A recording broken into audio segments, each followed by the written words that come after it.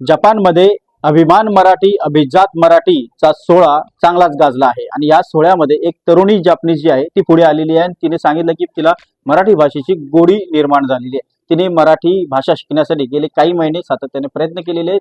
तिचा हा प्रयत्न नेमका कसा आहे तिचं आपण जाणून घेणार आहोत। आपल्यासोबत मिकी सीमादा आहे। आपण मिकी सीमादा तिचं नाव सांगितलं असलं तरी देखील तिच्याकडनं तिचं नाव जे जाणून घेऊया।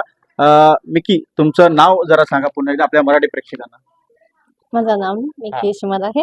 ओके, तर मिकी सीमादा, तुम्हाला मराठी भाषा शिकण्याची गोडी कशी लागली? भारतीय संस्कृतीच्या संगीत हा. शिकते आहे। मला मराठी गाणे खूप आवडतात। मराठी गाणी तुम्हाला आवडतात, त्यातून तुम्हाला गोडी निर्माण झाली। कुठलं गाणं तुम्हाला म्हणावंसं वाटतं? कोणतं गाणं आवडतंय तुमचं? हो गाते। हो, बोला, कोणतंही गाणं एक बोला। हे सुरान चंद्रबा। अरे वा वा, छान आहे, बोला।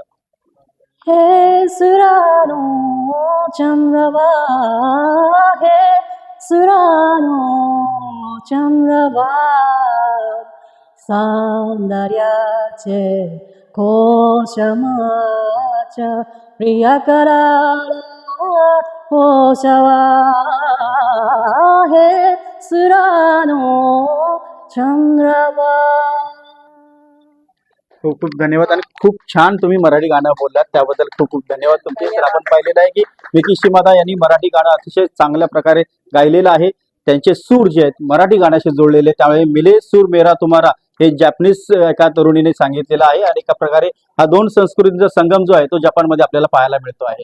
व्हिडिओ जर्नलिस्ट गणेश काळेसह Uday Jadhav, news 18 Lokmat, Tokyo, Japan.